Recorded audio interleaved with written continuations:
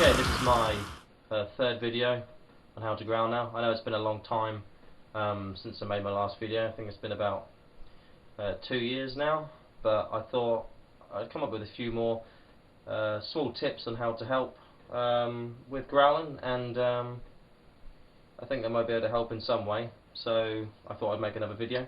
First of all, I'd just like to say the music that I put at the beginning of this video is from my band Sacrilegious Throne. I probably will put a post at the bottom of the video or somewhere in the video that you'll be able to click on, and you know, please check it out and support us. It'll be greatly appreciated. You can go to the website, I think Bandcamp, and download it for free as well. The EP which we have out, Acts of Apostasy.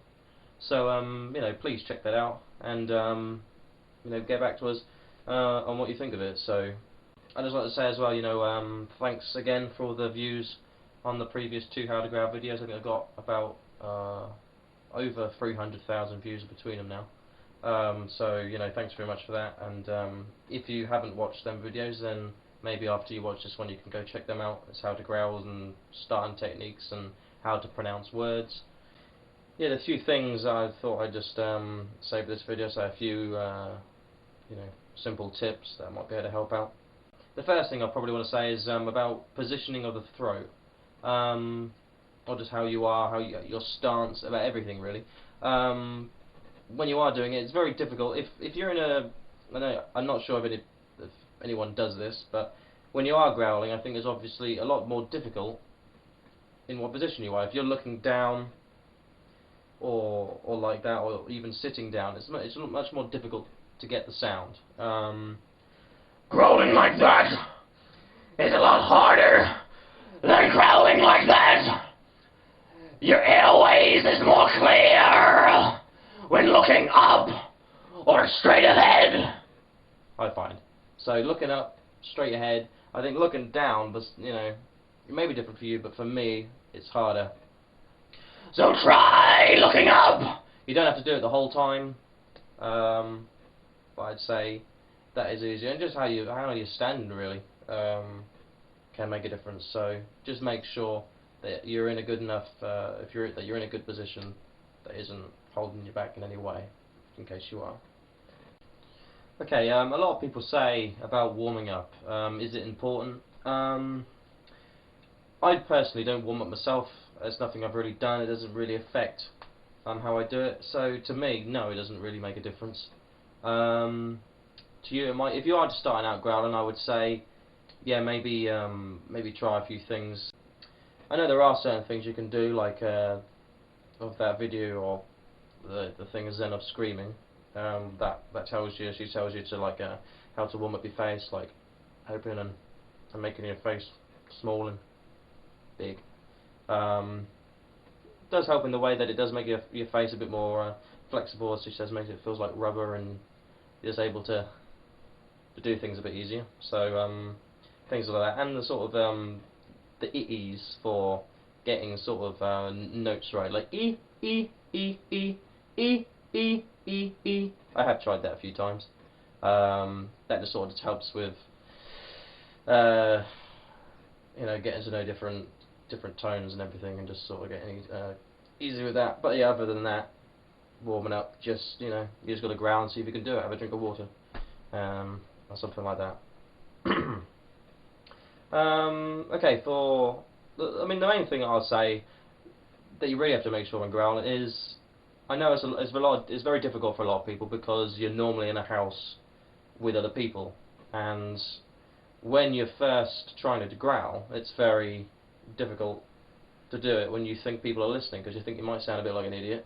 You think if people hear you, they'll think, what the fuck's going on, and all that sort of thing. I've been lucky for a very long time, because I've every night I have the house to myself, so it's been good for me, because whenever I am alone, I'm able to you know, when I feel like it, practice, and without worrying about if anyone's listening. So that is a real big deal if you can get a time and a place where there isn't anybody there, when you can really sort of go for it and not have to worry. Because I know, I mean, when people are in my house, you naturally hold back, and that's not what you want to do. when you're trying to do it for the first time, because you're going to end up trying to do it the wrong way. So make sure you're in a place by yourself, because it is difficult, even, you know, to try to do it when you're alone. Mentally, it makes you do it differently, and for some reason, I find with me anyway. So, and when it comes to when you're trying out different things and you're trying to growl for the first time, it really does help. Not just, I suppose, not just trying to make growl sounds, but trying to make any sort of noise or different things with your voice. I find that my growls, it's not your voice that's coming through. It's not your normal speaking voice that is the sound being created. It's like you're putting on a voice. I mean, you can take something silly like, I don't know, Cookie Monster or something like that. Cookie. You know, it's a different. It's like you're putting on a voice and then doing it loudly. It's because my normal voice, elevated or shouting, is not the same as my growling voice. You're using a different part of your throat, and you've really got to explore just different ways. You've got to just, before you start growling, you've got to just try and talk like that, even like Yoda. You know, that sort of thing, stupid things. But when it comes to growling, that is basically what you're doing. You've got to, I mean, for this style of growling anyway, you sort of are putting on a different voice and then doing it loudly. Because is my loud voice, but a growl is it's like a different part of your throat. And that brings me on to another point. When you are growling, you're not using your vocal cords. You're using probably what a lot of people know as your false cords. It's a different part of your throat. I'd say it's lower down. I haven't really looked into it, but you are using a different part of your throat. You've got to make sure that you're not using your actual vocal cords, because that's when you mess up your throat. So try and make sure that you're using your false cords, because, like I said, at first when you growl, it may hurt, and you've got to try and keep practicing until you find a technique that doesn't hurt. But that's something that can't really be taught to you. You can only be told certain ways of doing things and techniques, and then try your own thing. So yeah.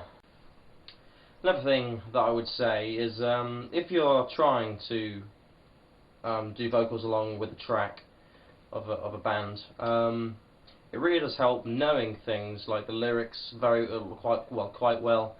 You need to know the song quite well, because I find it's a lot more difficult when you're not really sort of familiar with a song. Trying to then growl it is a lot more difficult than if you actually know the song quite well and have practiced growling with it. Because I think as well, breathing is obviously a very important part of growling, for a few reasons. Obviously, to keep you alive, as breathing does, and also just because growling with some people, and well, with most people, does use up a lot of air.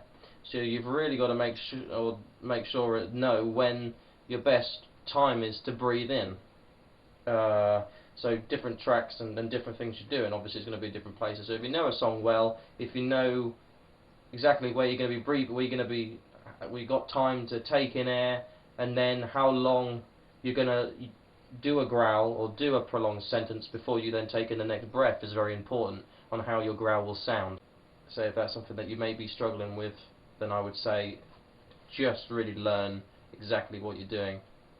Doing something for the first time, it's going to be more difficult than doing something that you know well. So yeah, if you have watched all of this video, thanks very much. Again, I'll say, please, if you can, check out my band, listen to our stuff.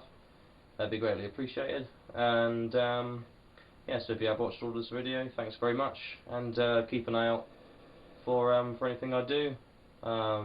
If you'd like, please subscribe and all that sort of shit. Yeah, so thanks very much, and catch you later.